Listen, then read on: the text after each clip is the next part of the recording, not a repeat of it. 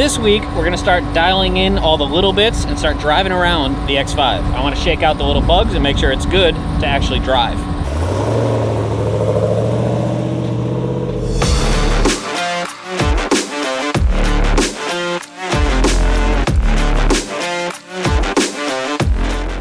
Under the hood is pretty much wrapped up. I've tidied up all the wiring, everything's secured.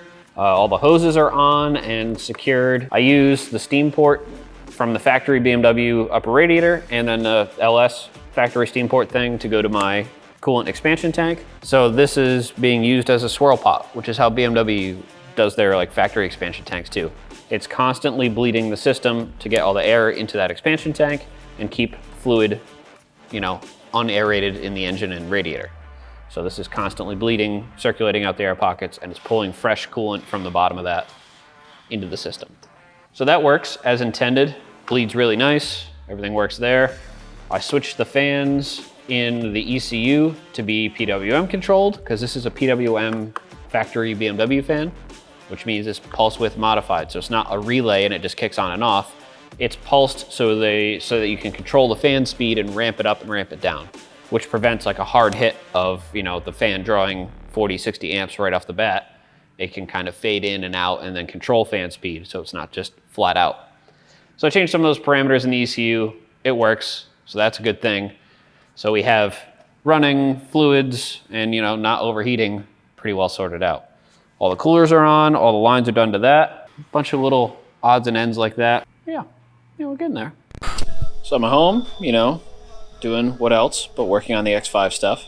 So I built this little homebrew powder coating setup out of some double oven and tech screws, and it's kind of crude, but gets the job done.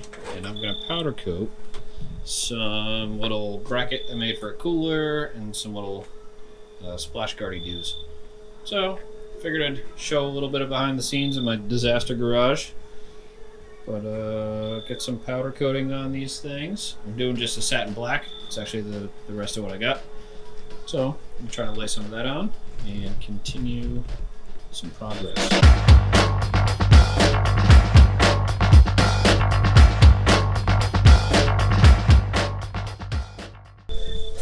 A little better. Like I said, I wasn't impressed with this powder, but 2 coats always seems to work out all right. A couple little goofy spots on this one, but you'll never see it.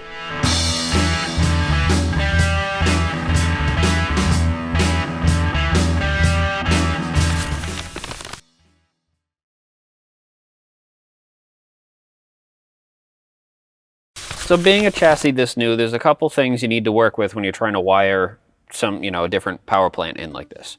The main thing is the immobilizer, which BMW calls EWS. This car has EWS3, which the engine computer and the EWS module have a rolling code that changes back and forth. And then there's a reluctor ring around the key, so it knows that you have the right key, and then it'll verify that the rolling code matches between the two, and then it'll start. We don't have a DMA anymore, so EWS is basically locking out everything all the time. I figured out a way where I could interrupt some signals from the key and basically bypass the whole EWS system. What that meant is I had to separately power a large portion of the fuse box. So EWS, in order to disable that, it kills the power to the excite side of the relay. So that way when you ground the other side, it just never does anything. So that's how the fuel pump relay was operational. Is it needed the power module to get a signal from the EWS to then power up the other side of that relay so that I could feed it a relay signal from the engine computer now and get it to actually kick on the fuel pump. So I had to do some shenanigans, and I got that powered up off the key correctly as it should have been without that power module, which took a little digging. But that works now, and that's cool. The next major hurdle I'm dealing with is I don't have any park neutral safety switch stuff. And I don't want it to just like fire up in gear. That's kind of dangerous and just a bad practice. The BMW stuff was based off of the transmission itself, sending a signal to the engine computer that it was in neutral or park, and then it would allow you to start. I have a starter relay I had to add So that's what I'm triggering with the key. But the other side of the relay, I'm getting a ground from the actual shifter. So I'm stealing the ground from these park neutral lights here to actually trigger that side of the relay so it'll start in park or neutral. I'm gonna start wiring that up. I'm gonna add some tiny wires in here and get that to function. And after that, it's just a signal. So one thing that's interesting on these clusters, so this, the E53 platform, cross-generation within BMW. So early models, like 99, 2000 era is the first version of the E53, that had an analog-based cluster. So all the signals going to it were separate wires for TAC, for coolant, for all that type of stuff. When they facelifted everything, they ended up going to this Highline cluster, which talked to the newer platform engines via CAN bus. So when they went to the N62, that's a CAN bus communication to the cluster. But because the cluster architecture is the same for that production run, you can get PASoft, which is a software to recode some things. I went into the back end and you can disable the CAN inputs so that the cluster will accept an analog input, and then you have to pin those connections to the back of the cluster. I still have to do a little digging to make sure I have the correct TAC pin.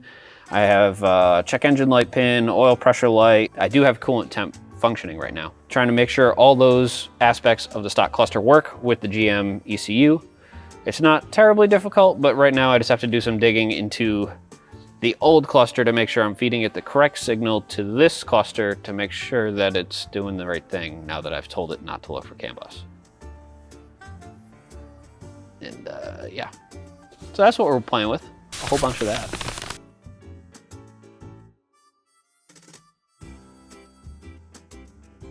Wrapping up the last little details on the build, some of which were exhaust tips. So I made these little 4-inch turn downs because I like a little bit of a turn down. They're aluminum and I powder coated them because I'm a dork. And then I powder coated the intake to match. So it's just like a, silver with some silver flake in there, which I thought was fun. Just trying to knock out these last little details, get everything fitting right, and we should be good to go. Everything's pretty much wrapped up. I got a couple little wiring things, but this is just a little bit of tidying up to do. Tune-wise, it's close. It doesn't really want to idle, so we're sorting through that right now. This is on a factory GM ECU, a Gen 4 ECU, which is pretty complicated. I can tune standalones within reason, and I'm kind of dangerous at that. When it comes to this, it's like way out of my league right now, and I don't have time. So I sent the tune file out to a friend. He's looking it over. We're gonna go back and forth with some revisions and hopefully get this thing idling well. Right now, it just does this.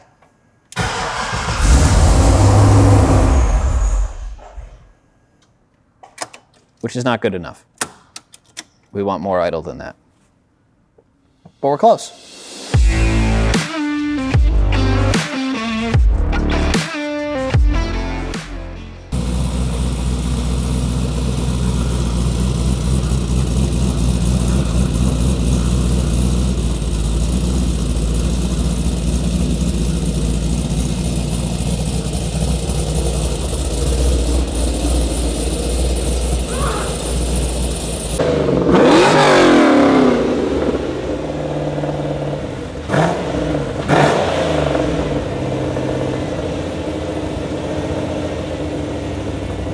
Some issues controlling idle, and the factory GM ECU is pretty complicated, but it seems like we have some sort of hardware issue somewhere we're trying to chase.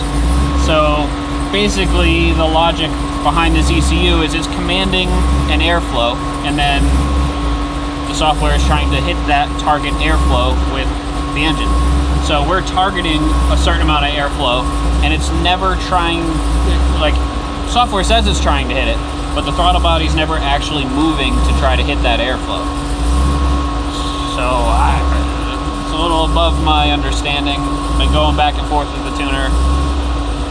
We're gonna get it sorted, but it's complicated.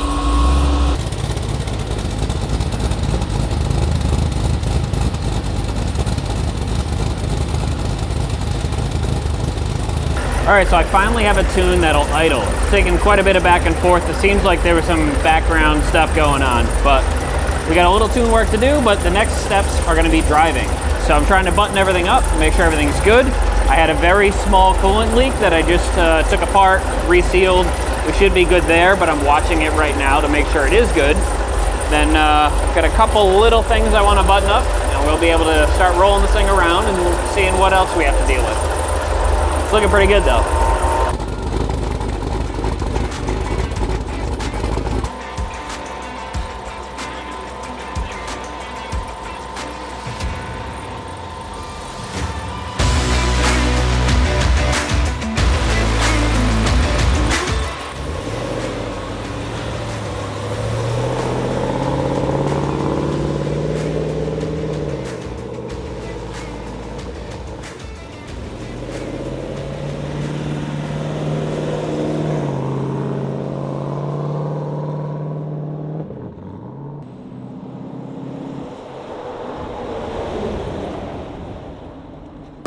How's it feeling?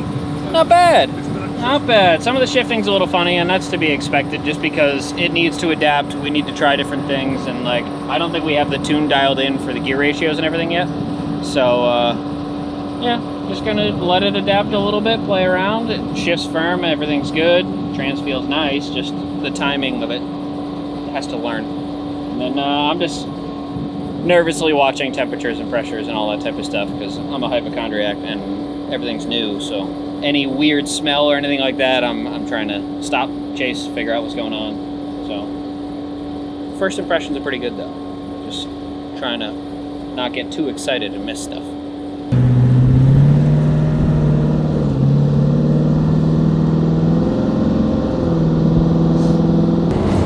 We don't know how fast we're going. Nope. It's mildly wandery. Eyeball alignment seems to be a little wandery. Just a little. Just a little wandery.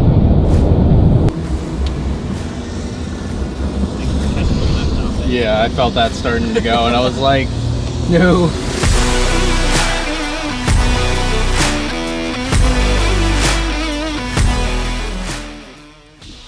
It runs pretty well, honestly. A couple little things I want to sort out on the chassis, but for the most part, we have a pretty functional vehicle, which is huge. This has been a massive undertaking. Next thing you guys are going to see, video-wise, is wrapping up the body. The fenders, the bumpers, all that stuff that's sorted out.